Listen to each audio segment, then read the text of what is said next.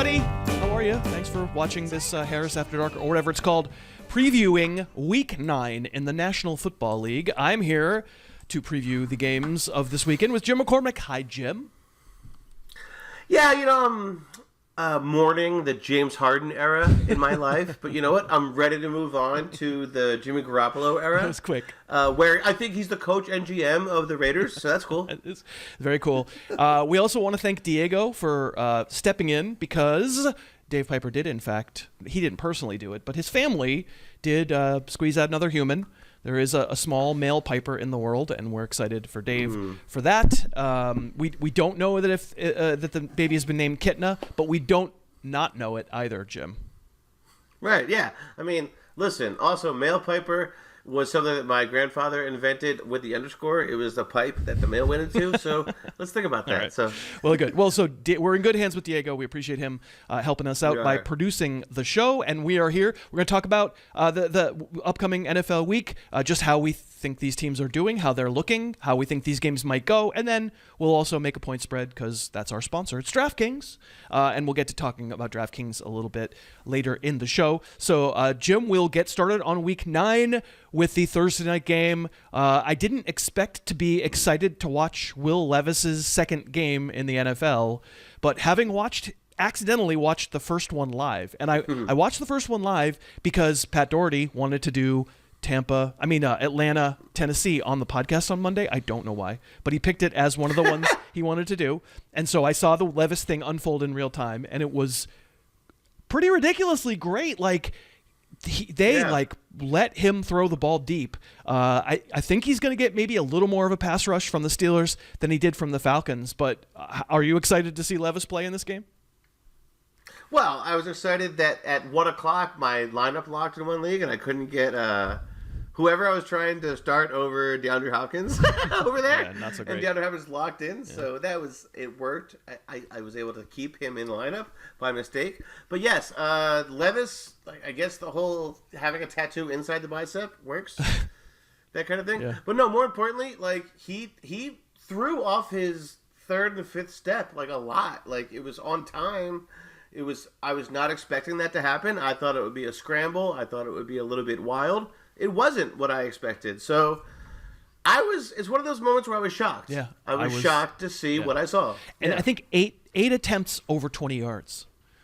That's what it was. Yeah, guess who that's not like? Ryan Tannehill. That is very well, much. Unless he has a 40-second play action play that develops, right. Some slow moving setup for a joke. Ryan Tannehill was the play action king, but this was just straight up 5-step, 7-step, bang. Yeah, so down the field. So it is a tougher test though, and it's a national TV game. Pittsburgh, they have a way. They didn't have a way last week. You saw through them last week, as I recall. You were able to. I don't think that one was your best bet. I should revisit that because your best bet last week was the Eagles, and for a long time that didn't look so good, but eventually that panned out. And we don't want to talk about me picking Cleveland to cover in Seattle because man, that felt like a bad beat. Woo! They're one play away from covering. I'm still having a little PTSD over it.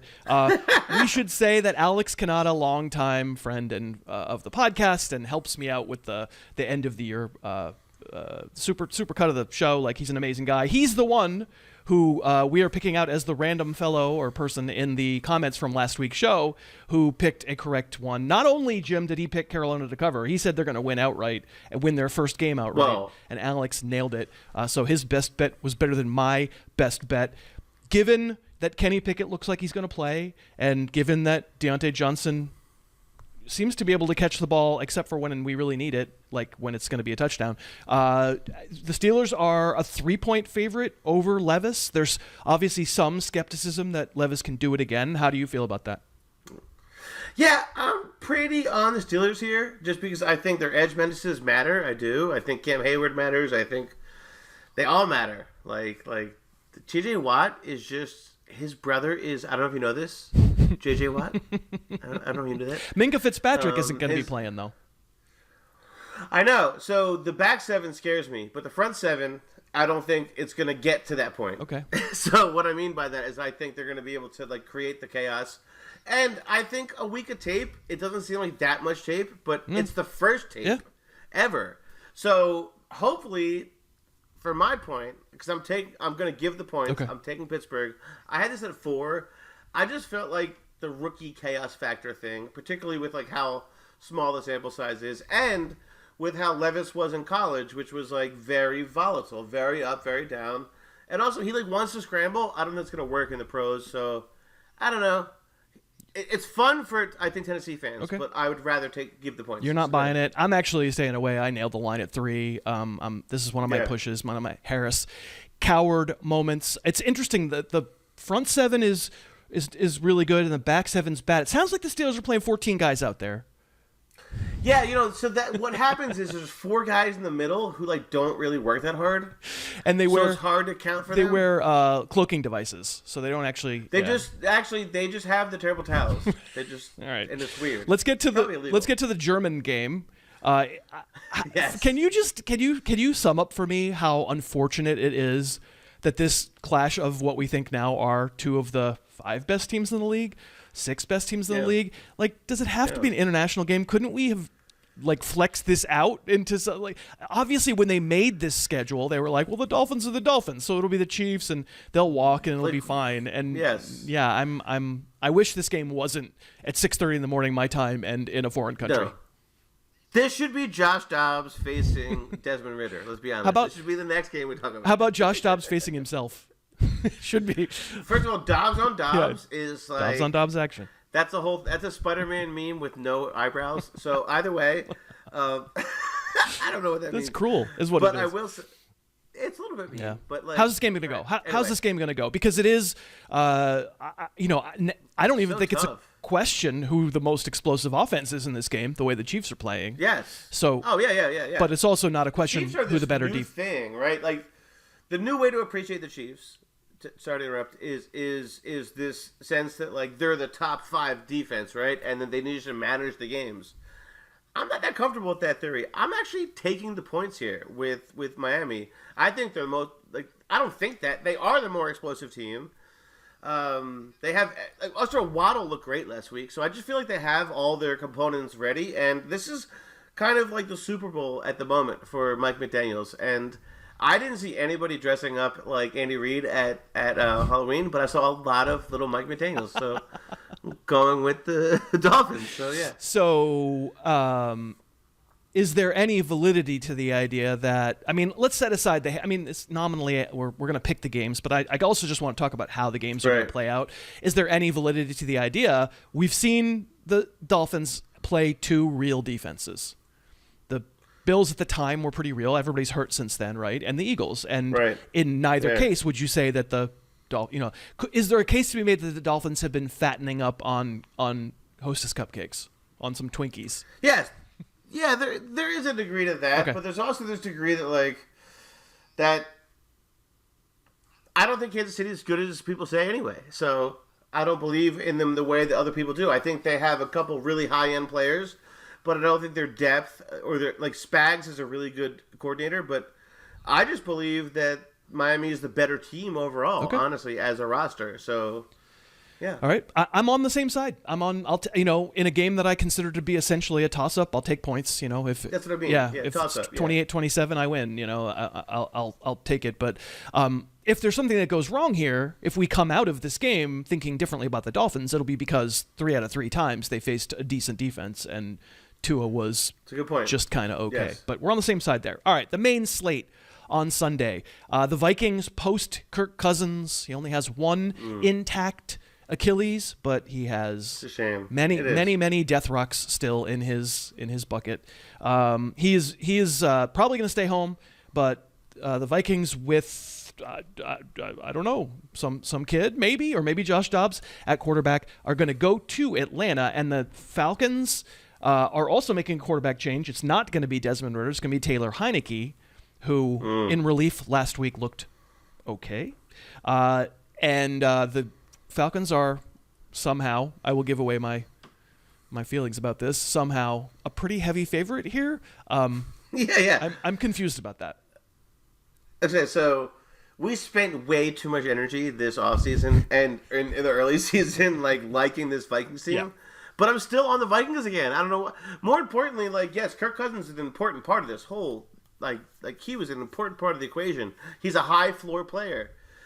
Now, like you said, whether it's Dobbs or player X, like literally just like Wesley Snipes, I don't know who it's going to be. But my point is, like, he paid his taxes. He's eligible. My point is this. No. That's my point. No. No. Just no. I'm going to take the points because this at most. So look, I know that I'm so dramatic about this, but at most this was minus 2.5 for me. I still was giving points like with Atlanta being home and for the fact that they could pound you and the way that they run, but they still don't know who they are. They're still finding who they are, and they're mistake prone, and their defense is not good. Also, no one talks about this. They lost Grady Jarrett last week. That's big. Yeah. They just traded for the Eagles' Kentavious Street, who was playing 13% of the snaps for the Eagles. Yes, a minor loss for the Eagles, but why were they willing to lose him? Because Atlanta was like, help us. Yeah. My point is, that team is not who we thought they were in the sense of the punch you in the face thing that Atlanta had. It's not there. So, yeah. I'm on the same side. We're going to talk about this game later. I have a feeling Scary. I don't really we're so it's one of those cases. You know, it doesn't happen that often on a show, but it's one of those cases where I go, that team shouldn't be a favorite. Like, I don't care where the game's going to be played. I don't really care who they're playing against. I don't know that they should really be a favorite. Like, they hung around a little bit last week, and I think Heineke was certainly better than Ritter. He, at least, speaking of floor, he gives you a little more floor than Desmond Ritter. Right. But, like, yeah, I think Minnesota will be able to run because no Grady Jarrett, and wake me when the Falcons, this amazing Falcons run game is going to start looking amazing, because it hasn't lately, and nobody's run on the Vikings lately, and it all adds up to me to a Vikings win, which, of course, I've been so, Jim, dialed into the Vikings. I've been so just perfectly in tune on the Vikings all year. Oh, God, but yeah. But I will say, Brian Flores really does actually know one thing, which is run blitzing. And so I just think like he's going to sell out for that, and he's going to force them to do one thing, which Taylor Heineke with the ball in his hands just doesn't sound smart. So I'll just take the points. All right, me too. And we're going to get back to the rest of the games. We'll give you some previews and some picks. But let's thank our sponsor. Let's thank DraftKings for agreeing to be our sponsor, despite us being knuckleheads. We're really grateful. If you are looking for a place to play the games, we would love it if you download the DraftKings app. Sign up using the code HarrisTube. If you do that, then make one $5 wager. They will instantly put $200 in bonus bets right into your account. You can spread around as you wish. You can put it on multiple games. You can pick some fun props. Game days in October and now November, they've been putting out great props that are like a lot nice odds and easier to win, to sort of just, you know, like give everybody a little toehold. You can put some of your bonus bets onto that. It helps the show. If you haven't done it yet, we would love it. If you live in one of those states where it's allowed, you could get that DraftKings app and sign up using the code HarrisTube. And of course, please use it in moderation. Please don't be betting the family homestead on it. You know, like $5 or $10 a game is plenty to get me invested. Absolutely. So we do thank DraftKings for sponsoring. All right, so let's keep going. We're going to get another Tyson Bagent game, I guess. The second one did not go as well as the first one did. That was a pretty humiliating Bears effort on, was it Sunday night? Yeah, Sunday night. Was it Monday night? I lost track. Yeah. It is Sunday night. And they're going to New Orleans. The Saints, for about a quarter last week against the Colts, I was like, do I know ball? This is exactly how I thought it was going to go. 17-7 Colts, and Derek Carr looking like the same Derek Carr. And then a funny thing happened on the way to the fleur-de-lis, which was Derek Carr played a really great final three quarters, and he did. He actually looked great. Didn't check it down and took shots. And if anything, Chris Olave kind of shafted him with that weird hit me in the helmet drop. So are we to the forget the point spread for a second. Just think about the Bears going to New Orleans. Are we to a point with Carr that we're willing to kind of trust that he'll show up in all these games? Well, I think at home too. I mean, like the fast track, but more importantly, like you said, like the deep passes, you have to watch them because his are very deceptive, because he'll get these grades for a deep shot when it's like 8 yards out of bounds, or a deep shot that's a throwaway. No, he gets a lot of credit for like PFF, or he'll get all this credit for like deep throws when they're like throwaways essentially. But like he'll have a throw. They were better in that last game. I mean, the question the question I'm asking you is, do you trust him? I do. Okay. He's at like shout out to like, like the Westling era of the Cousins line. It used to be the Dalton line. Like, I think there's the Carr line now, where the Carr line, first of all, I pick my kids up a lot, but the Carr line would be like the median point of quarterbacks. I think Derek Carr is now this median point where he's an acceptable starting quarterback, and I do trust him enough, particularly against a bad team. Okay. And particularly against a really bad team. I think Chicago is that bad, like, in terms of their defense. I actually had this at -8.5, so I'm going to give the points at home. I know it's a lot of points. I think this might be a double-digit win, like for New Orleans. I mean, I'm asking you just a football question, not the points question. I'm trying to get an answer. Well, let me. You already made your point. I got it. But like, what I'm trying to say is 3/4 of Derek Carr not looking like a moron and checking down 18 passes to Alvin Kamara. I have to say it's not enough for me to trust him, and I'm very concerned that this line is what it is. And yet I set it at 8. And I'm on the same side as you. But just looking at this from a football, just looking at this from a football perspective, I mean, we're on the same side, but we should try not to have goldfish brains when it comes to this stuff. Right. We talked about Derek Carr last week like he was the worst player in the league because he looked like he was, And my football point here is like the Colts are pretty bad on defense too, and we probably shouldn't be willing to give. Like you started out by saying his deep balls are all fake, and then you were like, I trust him, and I have to say I just don't. I don't trust him. Yeah, no, that's bad. Yeah, everything I'm saying was bad. But I suppose that like he has enough of the dudes to make his fakeness real. Okay. Like I think Olave is way better when people say like than we've seen so far. He's due, and is well, Alvin Kamara is like the new Danny Woodhead. He wasn't last week. That's what was good, was that it wasn't all 1-yard passes. His receiving touchdown was an arrow route out of the backfield that was very clearly designed. Yeah. Okay, so next we're going to do the Rams. They're going to Green Bay, and Jim, I have to imagine that the Vegas world is planning on a Matthew Stafford absence, because if Stafford was playing, I think I would think the Rams are favored. Favored on the road in Lambeau, really? No. No, I don't think that would be the case. Okay. I think it would be more like closer to a pick. Okay. And this is sitting at and what's the line? It's 3.5. Right? Yeah.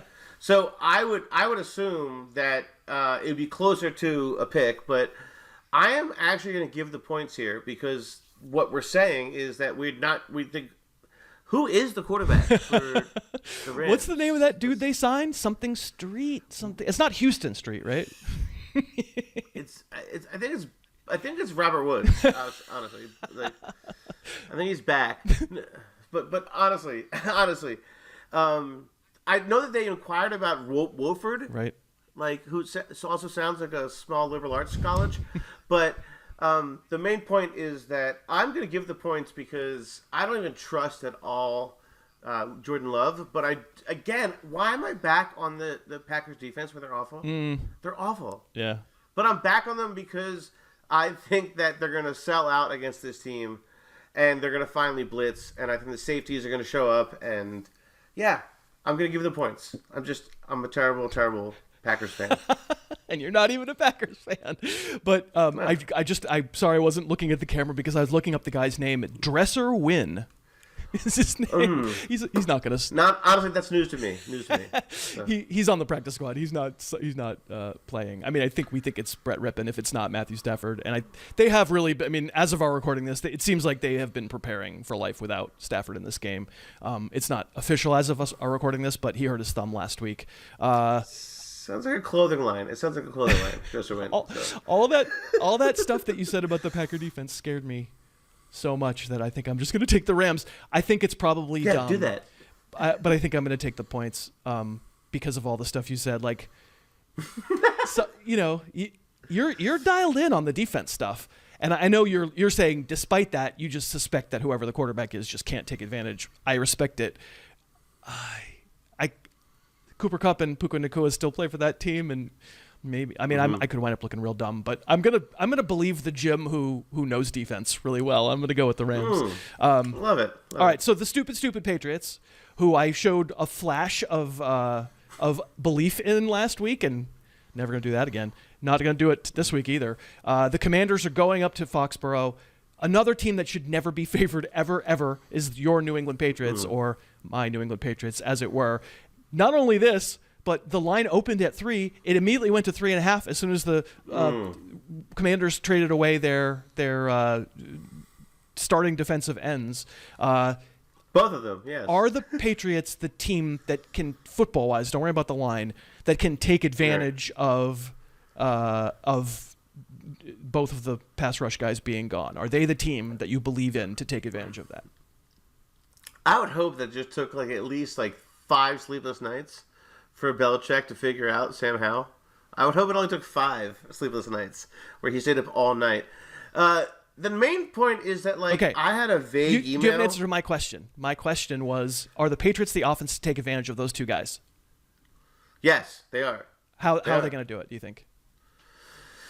They're gonna do their whole pepper it down to the infinite sadness of infinite receivers, but more importantly, I actually think that it's gonna be the Stevens show. I think Ramondre Stevenson actually gets his satellite run. He had 6 for 50 last week, but I really think that they actually know what they're doing here. They're gonna keep it under the shell. They're gonna do their peck down thing. I don't like how banged up Hunter Henry is. I think he's actually really important for their system. At least how much they spent.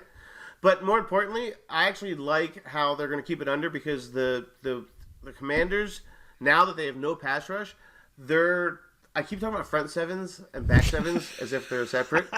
But the actual linebackers for the Commanders are terrible. So that's what I wanted to highlight. Thank you. Okay. Thank you for coming to my TED Talk. Yeah, man, I think there's no way in hell the Patriots should ever be favored, and I don't care who the pass rushers are. I understand the point that if Mac Jones isn't afraid for his life the way he's been often. Yes, that's my point. But boy, I can't do it. So it sounds like you're willing to give some points here, and I think I'm on the other side. Well, the only reason Dave isn't producing the show is because he's actually playing defensive end for the Commanders this week. So is his new son. So they're the edge rushers. Yes, yeah. So you are gonna give 3.5 points to somehow? Okay, yes. No, but seriously, Sam Howell somehow. Okay. All right. Yes. I'm on the other side. No way, no how should that team be favored, and I'm not. I'll be wrong. If I'm wrong, I'm wrong. It's fine. Much more interesting and better game. The Seahawks. I want you. I think you've watched the Geno Smith tape from last week against Cleveland. Have you seen it? No. Okay. No, all right. I'll talk about it a little bit, but he came up big in a big spot. He started the game very, very well. 2 very good drives, and then a vast gaping middle of the game where he looked like he had his cleats tied together, and it looked like, the fans were booing him. He wasn't the he wasn't the comeback player of the year. Did not look like the comeback player of the year. So they're going to Baltimore, and the Ravens, the smelliest non-cover. I was joking with you before we hit record that I was the beneficiary of that Raiders-Patriots sack. Right, so I'm not allowed to complain about bad beats ever again. But oh my God, how was that bad beat for the Ravens not covering last week? Onside kick, kick a field goal, not so good. But the Ravens have played well. I don't think they played as well this week as they did against the Lions, but they have been playing well. And I know how much you like the Ravens defense. You talk about it all the time on the show. So, how does the Seattle offense match up with this Ravens defense? Not that well. Oh, really? Because they love... Yeah, well, that's not true, I guess. I should say it again. On the outside, they work because the Ravens, what they lack is outside corners right now. Their best spot is they have this like really triple safety thing. They spent so much a couple years ago on Marcus Williams with like the safety from the Saints, and then they also invested so much in Kyle Hamilton. But I think they also they playing Hamilton like slot and outside. My point is, I just think they're a better team. I'm gonna give the points. I think that they're gonna hold this down and keep it weird. And also, it's like, who are we so afraid of? Lockett's hurt. Jackson Smith-Njigba had his first catch over 7 yards in his life last week, and DK Metcalf is he's too excited about Halloween. He's too excited. Too much candy. So, yeah, too much candy and too many hair dyes. No, but more importantly, really, I just think Baltimore is the better team here. I had a 7. I know it's a big line, but I'm still not buying that the Seattle offense is that it can keep up with styles make fights, and I think that this Baltimore team can just own the ball. So yeah. Okay. I mean, all of that. I'm trying to get the answer of how the Babble. Denver defense. Yeah. I mean the Baltimore defense. You said doesn't match up well against the Seahawks offense because they can be punished on the outside. Is that? Do you think I'm legitimately just trying to, because you have a better sense of these defenses than I do. Yeah. That wasn't a very clear answer. My point is, I don't think they're like Geno Smith's going to be able to punish them where they can be hurt, which is the outside. And also, I think that what I'm trying to say is that Kyle Hamilton is this unique center fielder, kind of rangy dude, and I think he's going to help stay on top of Metcalf, which is really the threat this week, because I think Lockett is still hurt, and he hasn't hurt anybody downfield yet. Yeah. And so it's. Yeah. So when you say styles make fights, you basically mean Geno isn't the dude who can take advantage of what the Ravens have a problem with. That's what I'm trying to say. Yes, I'm trying to say he can't throw the haymaker that would hurt them. They're more of a jab offense. I think people thought going in Seattle would have this downfield style, and I don't think they have that right now. And particularly with I think Lockett's injury and his variability, he's been in and out these last couple of weeks. I think that hurts more than DK being hurt. So yeah. Yeah, I mean, I can see why the market would be surprised. They were such a downfield offense last year, and I think you're right. They really haven't been. It's a fascinating game, and I mean, we think they're probably 2 playoff teams if Geno can keep it together, which I suspect that he might not be able to. I'm with you. The line's 5.5. I would give them. I'm on Baltimore. I think that's well said. The Buccaneers, they come off that weird Buffalo game. That was a bad beat that I benefited from. There's no way in the world Tampa ever should have covered against Buffalo in that Thursday night game we were all watching. I don't think as many people, Jim, are going to be watching the Buccaneers go to Houston to play the Texans. How would you describe the Texans as a team? Because let me say what I mean. They don't look like most new coached teams. They're right. It seems to me in all regards, they're super buttoned down defensively, offensively, everything. Do you agree? Do you agree with that? Yeah, they're a grind you out team. They want to slow you down and beat you, but then they're like, hey, we have a new quarterback. But every skill player is also nameless and weird. They're not grooming any connection. It's maybe it's Nico Collins. So yes, it's strange, but it's also this identity that I guess D'Amico Ryans is adopting, which is we're gonna make it tough to play us. So it's one of these teams who maybe you'll feel the effects of playing them the next week, if that makes sense. That's kind of how some NFL teams work when they're in their youth. I think he wants to make it tough to play them, but not exactly advantageous to their own outcomes, if that makes sense. They're just trying to make it tough on you. They're not that good at they don't have that many advantages to scheme, so they're going to slow you down and own it. They don't have that many cards to play, so they're going to keep it they're just a very shrewd poker player. Is that what it's saying? Yeah, that's so right and so counter to what people were saying about CJ Stroud in September. They were like, "My God, all these downfield plays!" And on the podcast, I kept saying, "Yeah, Tank Dell wasn't covered." I could have thrown that touchdown pass. It's just really not what they do. So I think you're right. I think they're sort of designed to play low-scoring, close games out of necessity through a sort of we're still building. We're at the beginning of building up talent, and we may have found the right quarterback. We're just not going to ask him to do that much. And I think we learned on Thursday night, Tampa's defense is still really good. Didn't we, or did we not? Am I wrong about that? I felt like I came away with that lesson. No, they still fly around. I mean, Antoine Winfield is like one of the best defenders in the league. This guy is everywhere. He is like a jack of all trades. He's everywhere. I mean, no disrespect to Antoine Winfield Sr., but holy God, you made a good son. Like, and Devin White, like, honestly, I still feel like the only reason Devin White, I feel like Levante David has a Devin White controller where he's like, go there, go here. So he's so busy, like, controlling him. No, but seriously, they have, like, an immense amount of cover to, like sideline to sideline speed that's difficult to deal with. Like, at this point, I'm actually taking the points just because I feel like Todd Bowles, rookie quarterback, pressure. And the big question about Tampa Bay is that, like, they don't create honest pressure, but they don't have to because Todd Bowles doesn't care about honest pressure. He's not Wink Martindale, but he's certainly not conservative. So I think he will apply the pressure. And it's like the best way to describe how you said, what does Houston feel like? They feel like a bad AFC North team. Oh. Like, meaning the way they play is like a bad Pittsburgh or Cleveland team, like back in the day, like meaning like a grind you, weird, I feel weird about my life team. And that's who they are.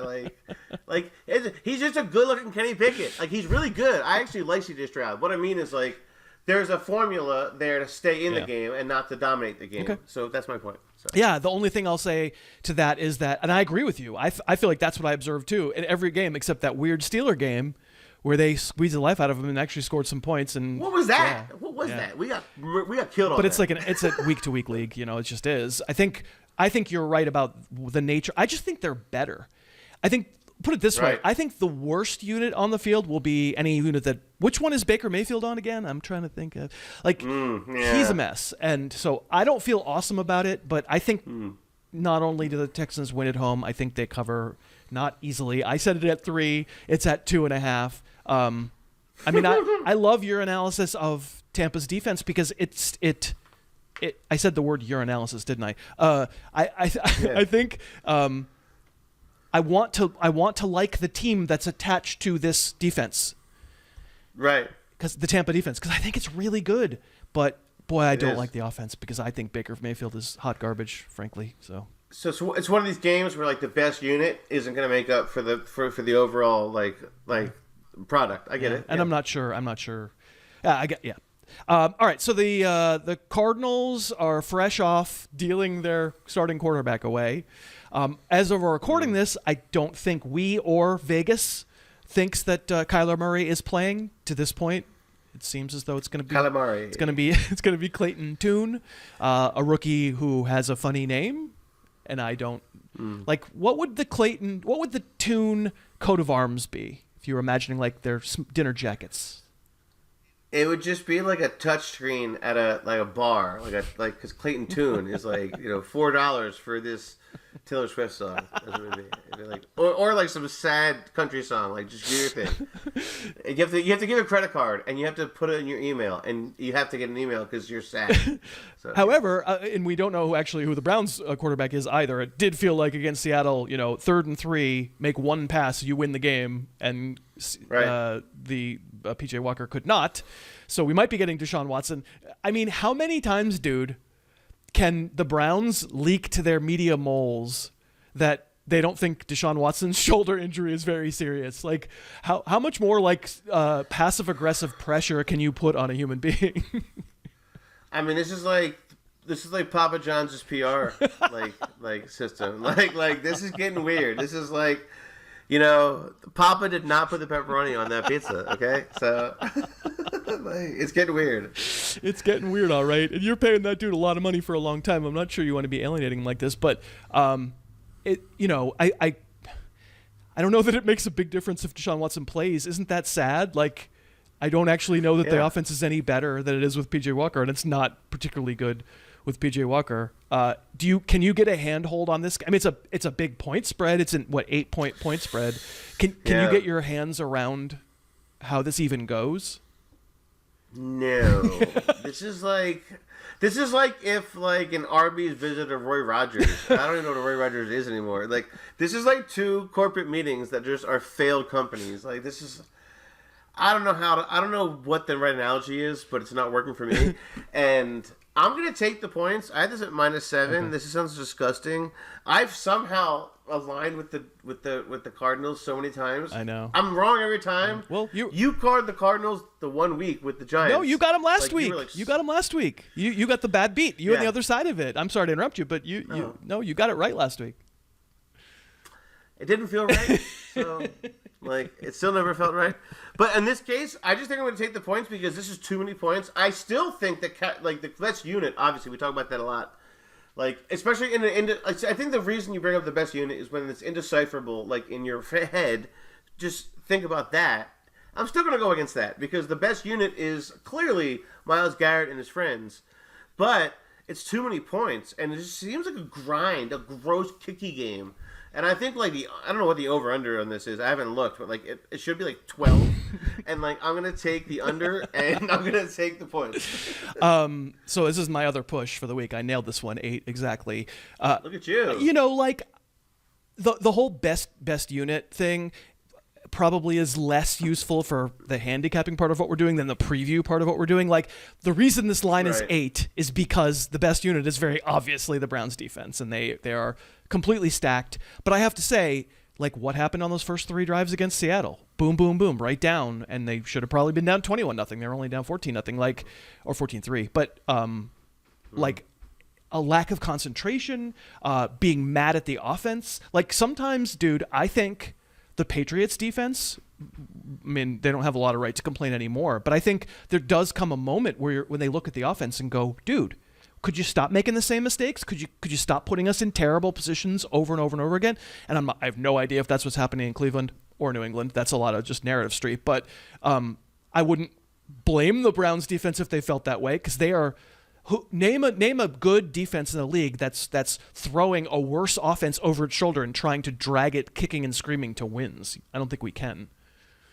No, this is it. Yeah. I will say that I had a little kid named Greg in my 3rd grade class who had an old school Patriots jersey with a Matthew Judon helmet, like a Matthew Judon jersey with the old Patriots helmet.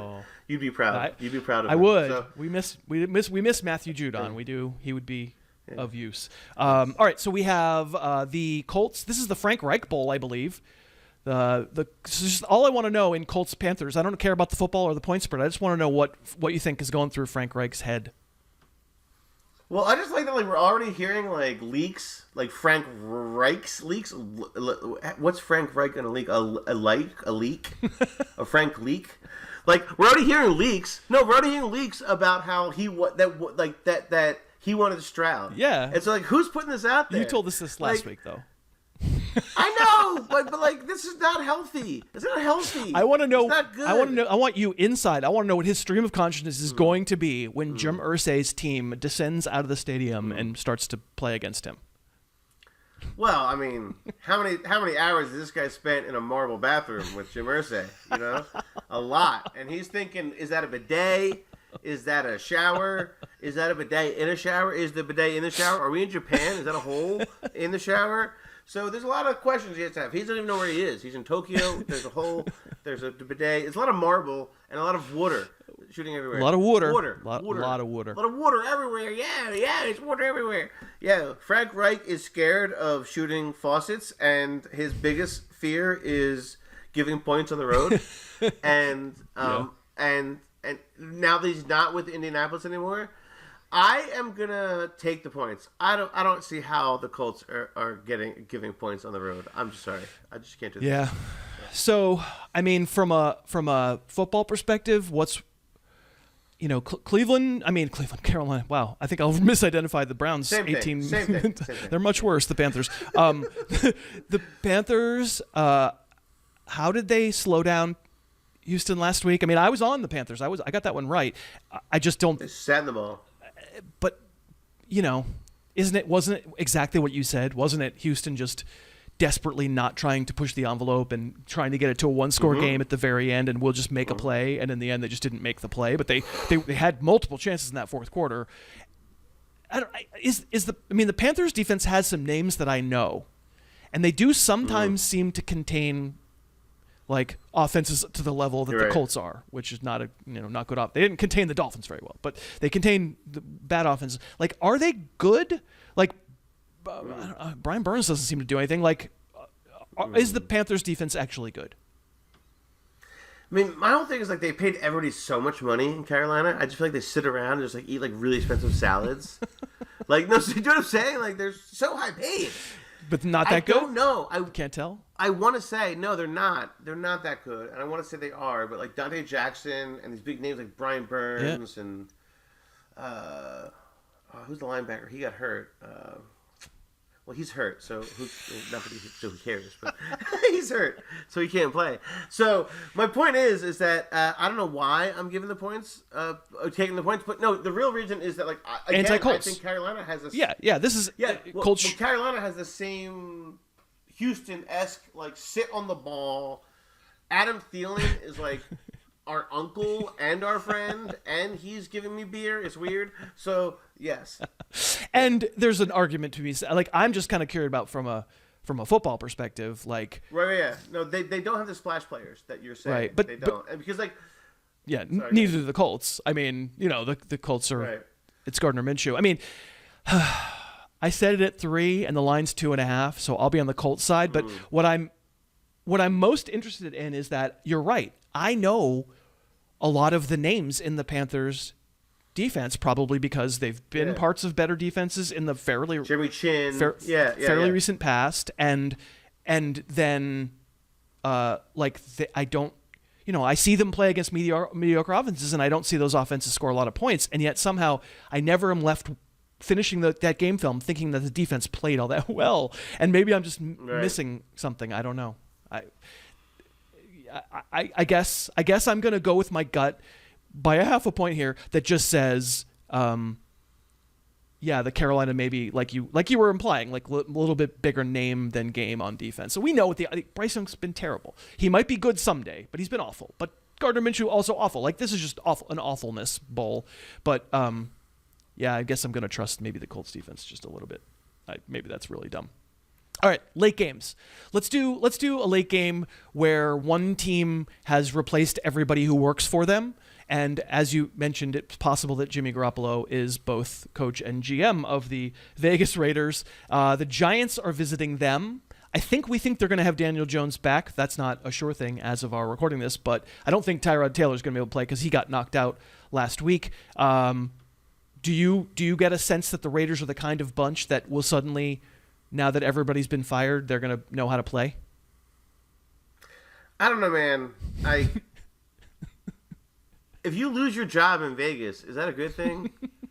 Or do you lose your job? You didn't lose your job. You lost your manager in Vegas, and they're just like, now you figured it. It sounds like it's like the Hangover 4, right? Like, is there a 3? I mean, are these guys the guys who you look at? I mean, Devontae Adams is there, Jacoby Myers is there, Josh Jacobs is there. Defense has a couple of guys. Like, are they the guys that I'm taking the Raiders? Yeah. Are you picking the Raiders? I am, only because I think Max Crosby like legitimately might be like the 5th best player in the world. Like, I know that hasn't added up, but I think this is an unleash your beast team. Antonio Pierce, no idea what his style is. Yeah. He's the old Giants middleman, but I just feel like these teams do respond. That's a terrible anecdotal take, but I don't think it's that anecdotal. I think it's a chemistry thing. I think there's also like you're fired, get your esh together, and I think people do kind of like do that, and more importantly, like the other team doesn't have any motivation in that sense. Okay. Tommy DeVito might be the starter. I mean, like it's like a block of prosciutto.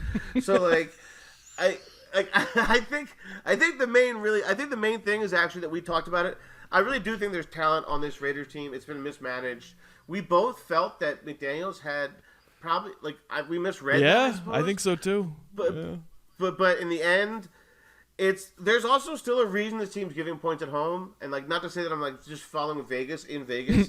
But it is a better team than we care about, than we care to recognize, regardless of their embarrassments. And like Max Crosby, I swear to God, might be like a top 5 player in the world, and Tay Adams might be a top 10 player in the game. And so these aren't qualifying points. Other than that, like if you run the Houston style, now that they have their coaching staff, but they would win games. Okay, I actually think the Giants are the better team here, and I think it's by a significant margin. I guess I'm not really. I'm not weighing what you're saying. What you're saying makes some sense. That psychologically there is a like, oh man, we better narrative street. We better. I don't think it's narrative street necessarily. Like, I think they, there might be like a straighten up and fly right. It's a different quarterback. Maybe he's better than he showed in that Charger game. My God, he was so bad in that Charger game. He took like 9 sacks and was a complete mess. But I think the Giants have played well, and what they've been lacking has been decent quarterback play. But they're about to get Leonard Williams is gone, and that's a problem to stop Josh Jacobs. But they're getting offensive linemen back. We think Andrew Thomas is maybe finally going to play in this game.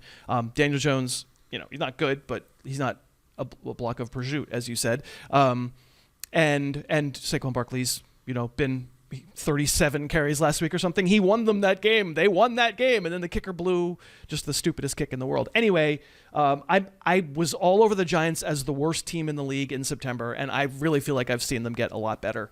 And I know how much you liked Brian Daboll coming into this season, and I actually think it's great. If what I'm seeing actually turns out to be true, they're not going to be a playoff team, but they go 500 or something. I think it's actually great that the guy you liked could right the ship when everybody got hurt and it was a big mess. Yeah, it's like I lost the boat. Now I found the boat. Where's the guy with the prosciutto? Let's go. I lost the boat, but I found the boat. Oh. So the line's a 1.5. You're gonna give it. I'm gonna take it. All right. Yes. This is the big one. It's not a national TV game. It will be a national game. Most people will see it, but not everyone because it's not the only game on. The Cowboys are coming up there to your place in Media, Pennsylvania. They're going to be knocking at your house and saying, you better respect us because you pick the Eagles every single week. But they want your love this time around. Let's not worry about the pick for a second, because I just want to know, as an Eagle fan, you've owned the Cowboys a little bit lately. Like, they've come up there and gotten the snot knocked out of them here and there. I want to know, as an Eagle fan, do you fear this Cowboy team? I don't. No, I don't. Tell me why. Particularly because I feel the only concern, I guess, would be that the Hurts knee thing. Okay. But they have such a good quick game. I know that Hurts hasn't shown the quick game so much lately, but they designed an RPO scheme. They've done it before where they can just scheme away from Micah Parsons. And I'm not afraid of DeMarcus Lawrence. He's old. The rest of their line is old. Vander Esch is out. All of my distaste of Diggs was wrong. He's a great player. He's out.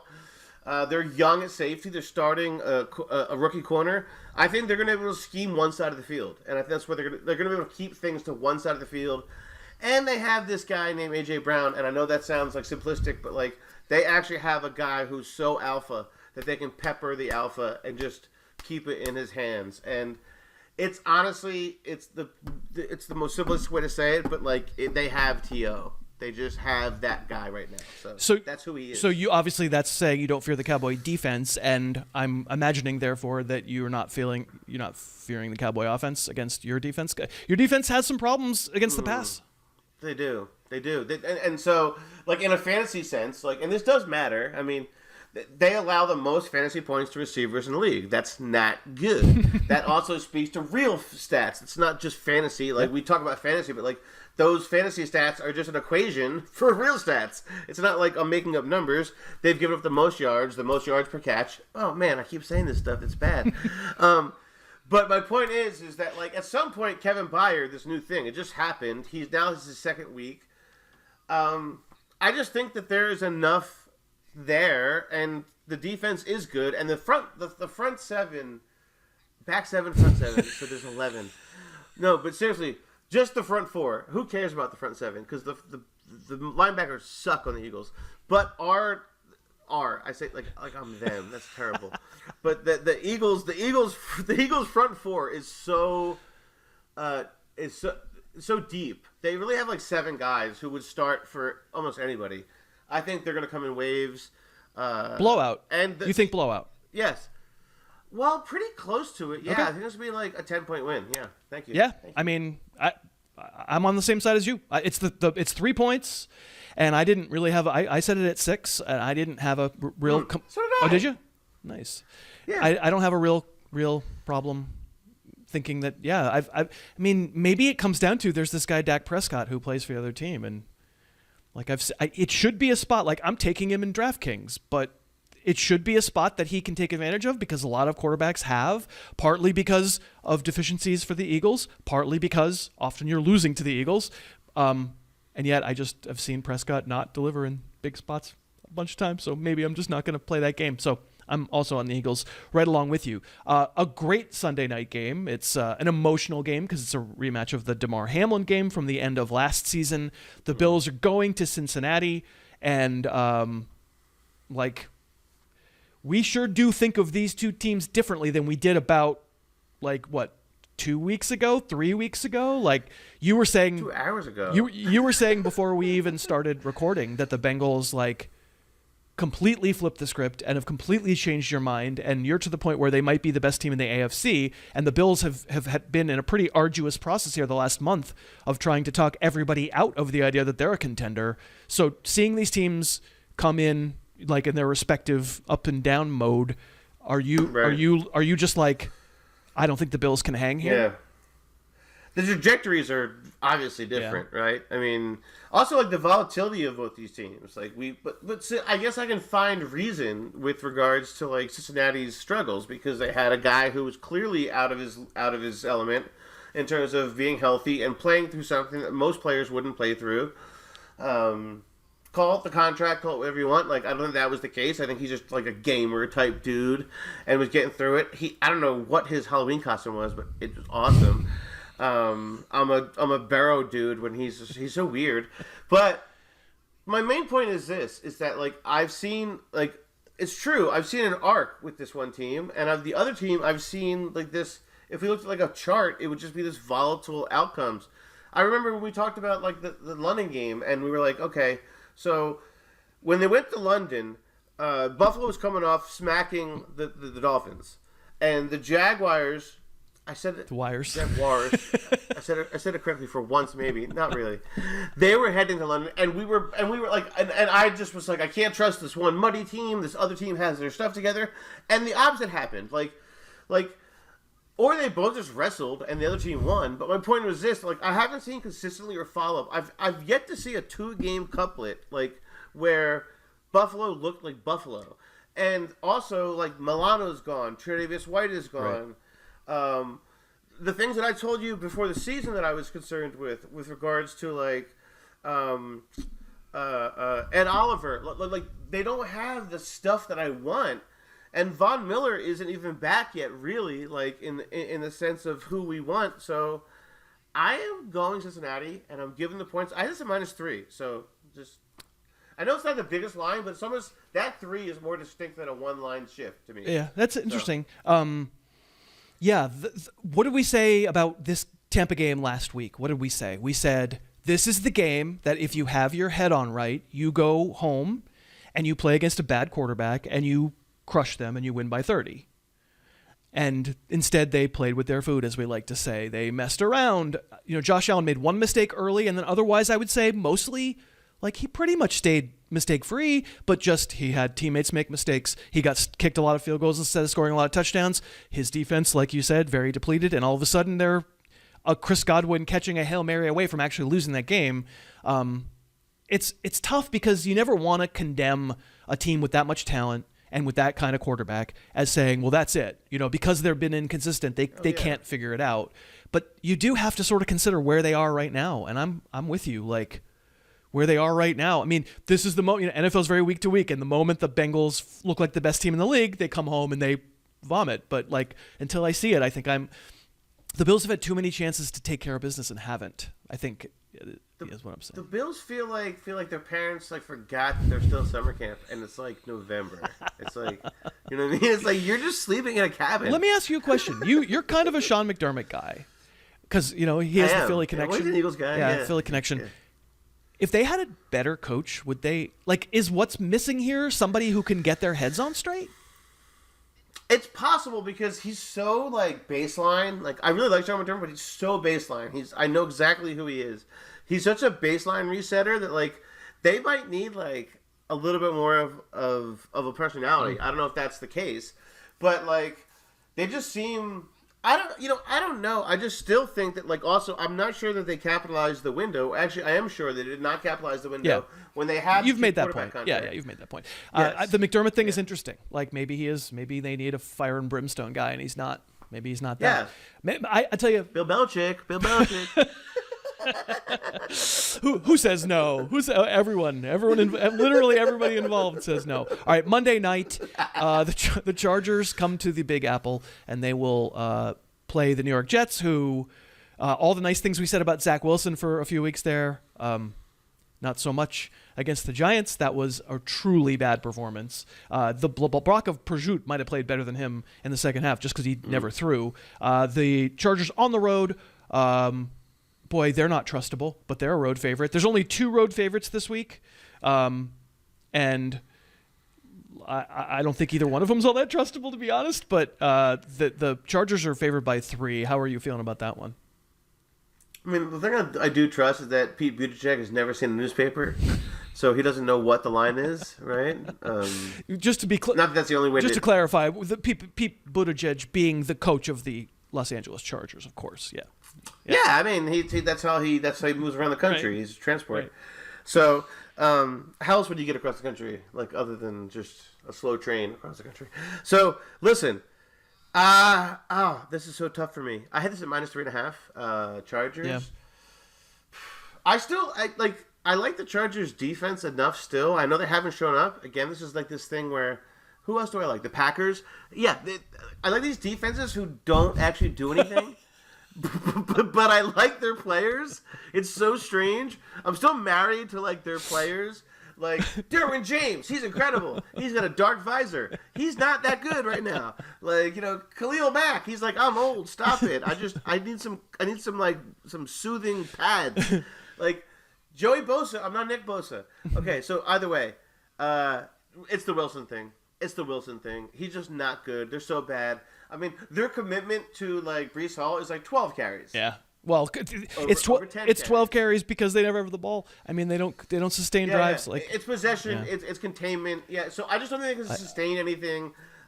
Yes, I'm going to give the points. Me too. Also, Herbert's playing better lately. He really is. So Me too. I feel like a total jackwagon for backing the 2 road favorites this week. It's otherwise all home favorites, and I'm on the 2 road favorites. And I'm not maybe very smart at this, but I'm gonna give it a crack. Let's quickly say what our best bets are. Do you have a best bet of the week of these point spreads that you like the best? I'm so dangerous. I'm a dangerous man. I'm going back to the Eagles. Just do that every week. Yeah, you just do that every week. As long as No, I do that every week, but, like, actually, usually cover. I still think they're they're undersold, and even though the trade deadline's over, Howie Roseman's going to make a trade before after the deadline. He's going to email Roger Goodell. Roger Goodell's going to be cool. Troy Vincent's going to put it through. It's going to be good. Watch. So, yeah. Which one? I guess I will. I promised I would earlier. I'll do the Vikings. I just don't think the Falcons have a right. This is just set your watch by this. The Falcons are about to win 80-0, but I just don't think that Falcon team has a right to be a 4.5 point favorite over anybody. And you're on the same side of that as me. You just don't think it's the best bet. I am. Yeah.